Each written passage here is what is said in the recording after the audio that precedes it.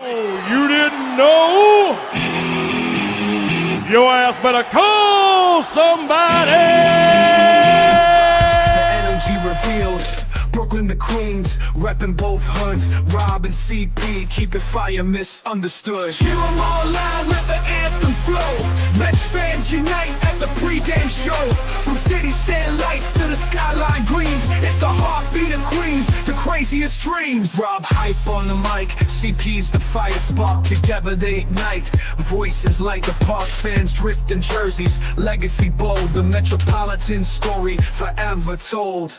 Turnstile spinning, the crowd floods the gates. This is family, no time for debates. Crack of the Batman, the roar never fades. Queens in the blood, it's how champions are made. Cheer 'em all loud, let the anthem flow. Mets fans unite at the pregame show. From city stand lights to the skyline greens, it's the heartbeat of Queens, the craziest dreams. 7-line swagger, vibes electric and wild. Mets legacy golden since I was a child. Orange crushed skies, let the battle ignite. Ride for the home team till the last fight.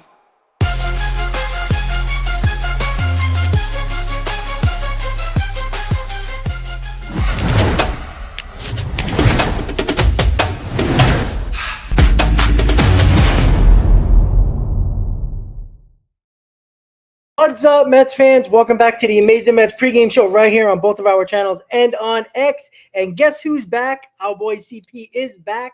With no further ado, we're going to let him take it away since he hasn't been here in a while. Chris, what's up, man? Oh, it's always good as I unmute myself here. I'm on my phone on travel. The streams are kind of hard to do while on travel. So back-to-back trips, but I'll be back soon in my regular setup, my regular environment. But you know what? Today, there's no better day than to sweep the Phillies, Rob. Got to do it at home. I was listening in on the post-game show for the Phillies, I guess on one of their channels or whatnot that they always usually do. And they're like, it's not even a rivalry anymore. The Mets have just been that much better than the Phillies, however many games it was going back to the last playoff. So keep it rolling, keep the momentum going, score runs for David Peterson. Let's get this done, baby. Let's go. Absolutely. It basically took us beating their asses in the playoffs for the fans to, bow down to the orange and blue. And it's beautiful right now. The Mets are playing outstanding. They're still finding ways to win, despite the offense being a juggernaut at this point. They're still batting under 200 with runners in scoring position and runners on base. They just figure it out. And the pitching has still been outstanding. The lineup is very interesting today. No Torrens, no Acuna. You got Winker, Vientos, and Nimmo in the lineup today. So that is your 4-5-6 is Nimmo, Vientos, and Winker. And Winker will be the DH. And you got Taylor, Beatty, and Sanger. So it's going to be a different type of lineup. So you're going to need the big boys to step up. And we know who the big boys are. Lindor has stepped up. Alonso has stepped up. We need Soto and Nimmo to wake the hell up, Chris. So what are your thoughts on the last couple of games and, this lineup today? Yeah, I mean, the lineup's been rolling, and I released a video on my channel yesterday talking about how this is being orchestrated and led by Francisco Lindor. I mean, Pete Alonso has carried the Mets offense. Everybody knows that for the majority of the 2025 season thus far. But Francisco Lindor is on a different planet right now in terms of the last 7 to 8 games. Even going back to that series loss in Minnesota, he's been on just a different level. And this is a level that us Mets fans haven't really seen out of Francisco Lindor in the month of April, right? Because we know that he turns it on mid-May, early June, in that time frame. But the question always is when is he going to break out of that, and when can he start setting the tone consistently for the New York Mets? Well, he has been in a very good way. Multiple games. I mean, he's got a hit streak going on. He had a streak there back-to-back days leading off the game with the home run. This is really all being set up by Francisco Lindor and him setting the tone, letting the guys in the middle of the lineup do their job, and Pete Alonso keep on, being Pete Alonso, the 2025 version that we all love of Pete Alonso in this contract season for him. And Mark Vientos is slowly but surely, rebuilding that confidence, rebuilding the competitive at-bats, the discipline at the plate. Jesse Winker, I have no problems with seeing him against Zach Wheeler. He put together probably the most competitive at-bats against Zach Wheeler going back to that NLDS Game 1 in Philly last season. So, you know what? I always say it, and I'm going to continue to say it until we see a stretch of this offense that simply can't do it. But any variation of this lineup, even with Brett Beatty and Hayden Sanger, and by the way, Brett Beatty's also turning it around, as has Luis Angel Acuna. I think Luis Angel Acuna a little bit more than Brett Beatty, but you got to give flowers to Brett Beatty after a horrible start. Everybody writing him off. I mean, I was writing him off, and he still's got a lot left to prove, so I'm not saying that he doesn't, but it's good to see him slowly getting some confidence at the plate as well. Any variation of this Mets lineup should be able to score runs, and Zach Wheeler thus far in his first 30-plus innings of work this season has looked pretty hittable. So attack the fastball. I think the sinker that he throws is his secondary pitch. A lot of other hitters so far this season have had immense success off that pitch. If you can select that pitch, hunt it, and see it early, go do some damage. I like this lineup, and I'm a little bit surprised to see some of the guys sitting with the off day tomorrow. I mean, the first off day in about, 13 games. But again, Mendy, got to trust him. Yeah, absolutely. And look, you're playing a desperate team today. This is a team that was coming in playing pretty well. They've lost 3 in a row, 2 from us, 1 from the last game against the Marlins. They got their ace on the mound, Zach Wheeler. The Mets have had a hard time hitting him for the most part throughout his Phillies career, and the Mets got to change that a little bit. But overall, when you play a desperate team, and the Phillies at this point, with Schwarber and Harper being red hot coming into this series, they have done nothing. They were terrible. Schwarber can't run the bases. They can't get big hits, and that has been a big problem for the Phillies in this series. And you give a lot of credit to the Mets bullpen and pitching staff in general to holding those guys down. But this is a good team. We all know they're a good team, but they are a desperate team. They don't want to go out out of New York getting swept. Right, you're going to hear it from their fans. They're only going to be 1 game over 500 if they lose today, and the Mets will have a 5-game lead in the division, which is insane to think. To be quite honest with you, the way they've been playing has been pretty good. They've been 1-1 with the Mets, but the Mets, this is their first real test. The New York Mets. That's what we were saying. The first real test for our New York Mets was this series. And right now, they already won the series. So, again, you want to win today. You want to get greedy.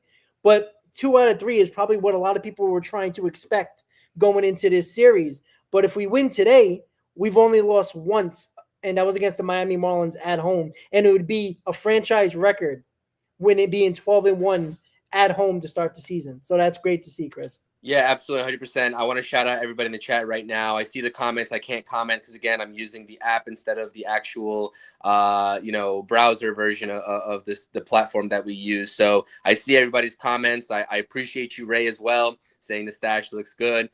Listen, stash stays as long as the New York Mets keep winning. So 10 games over 500. This is supposed to be a statement series. I 100% agree with, everybody saying that in the chat. And I agree with you as well, Rob, in that regard that, you have a chance to make a statement.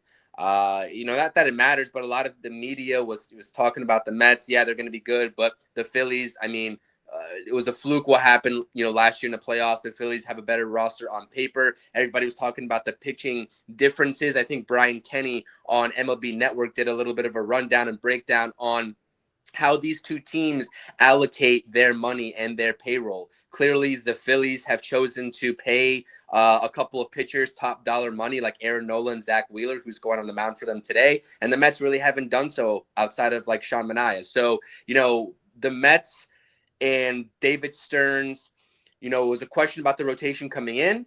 I'm not going to say that everything is going to work out for the long run because we still have to see, especially in the first half of the season. But so far, Rob, so good, especially all those offseason discussions that we've been having. Griffin Canning looks electric.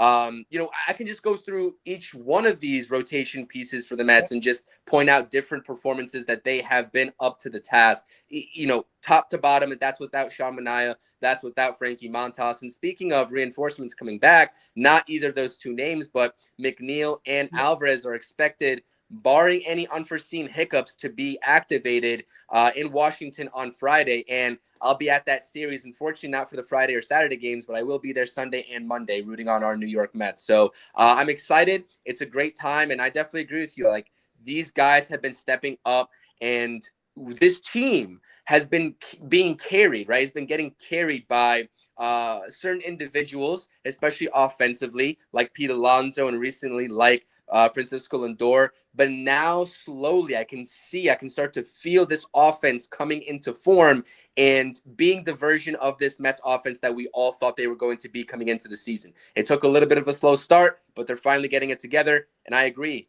David Peterson, go out there, keep this ball game competitive. Offense, do what you do, and enter the off day, 11 games over 500, and leave the Phillies and their fans and all their media coverage personnel feeling like I don't know what's going on after a very good start for them over there in Philadelphia. So great opportunity at home. And by the way, Citi Field has been electric. I mean, Francisco Lindor has been talking about it. Jesse Winker has been talking about it. This home field advantage, right? You put this kind of product out onto the field, you're going to get the support and the recognition behind you. And that's a very good testament to the fans showing out to the ballpark in Queens. Yeah, I haven't seen Citi Field like this in April ever, to be quite honest. I've been to many games in April, freezing my ass off. And even when it was cold, they were showing up. And great job by them. And Lindor said they're like the 10th man. You know, we're like the Seahawks fans, the 12th man, we're the 10th man. That's what Lindor said. And listen, don't think for a second that doesn't mean something to this team. They really get behind this fan base, and it has to like shake the opponent or the opposing team. It has to. Like the Phillies are rattled. You can tell. They're taking bad swings at the plate. They're base running. I mean, I don't know what the hell Schwarber was doing yesterday. I mean, he clearly right in front of him saw Tyron Taylor was going to catch it. But again, the Mets don't make the fundamental plays are what winning these games. They're not doing anything special. That you make the fundamental plays, and you're making the Phillies make the fundamental errors, and it's costing them games. And the Mets have, completely outperformed the Philadelphia Phillies. And there's no reason why I don't think they're going to win today. I think the Mets really have a good opportunity to win today with David Peterson on the mound. I do like the lefty going against their lineup.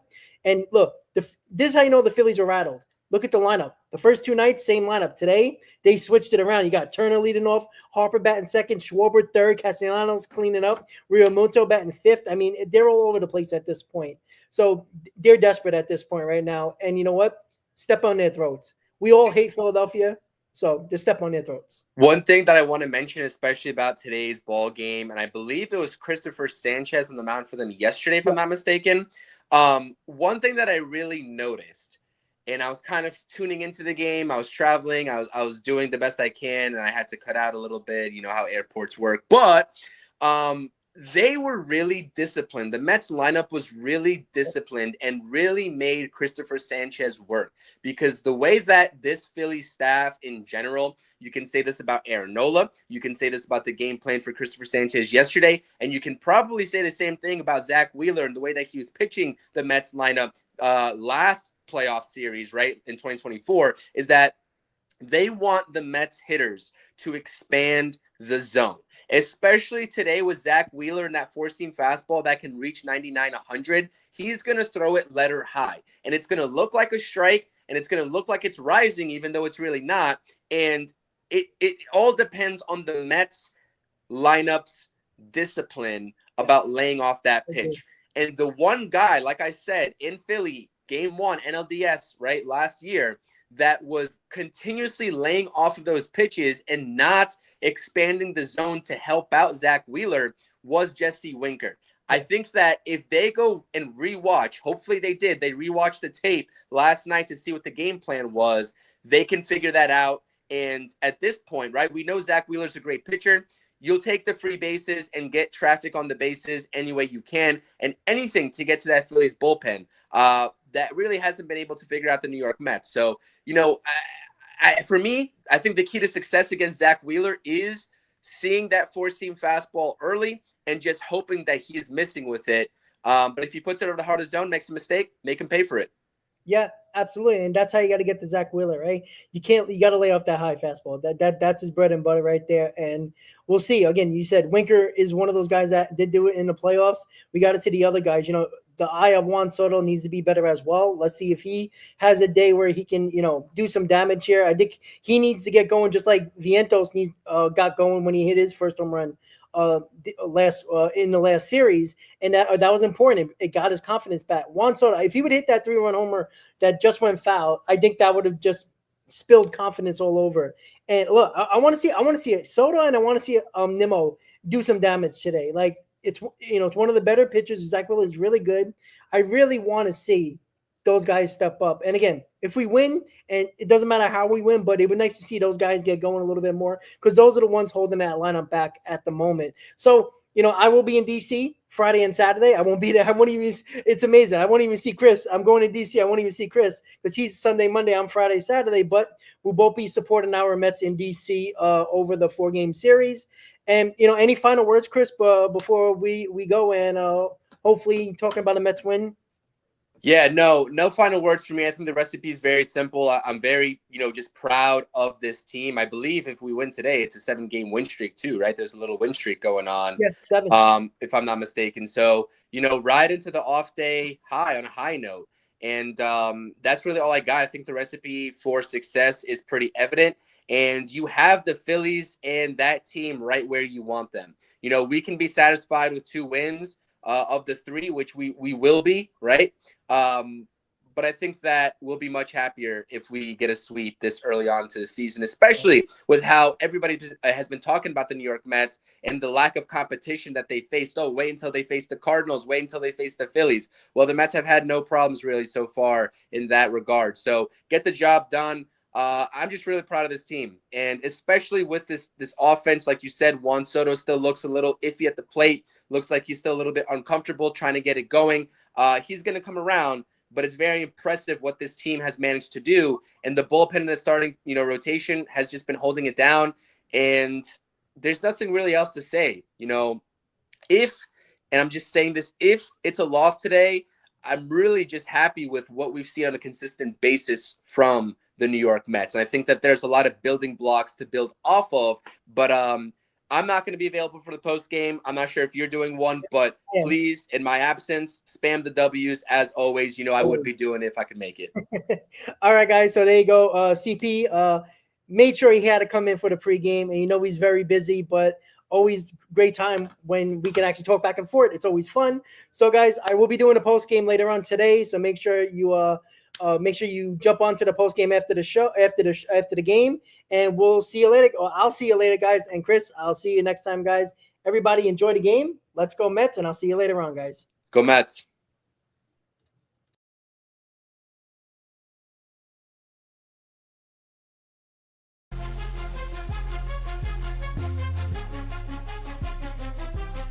Seven train rumble, headed to the field. Orange and blue vibes, the energy revealed.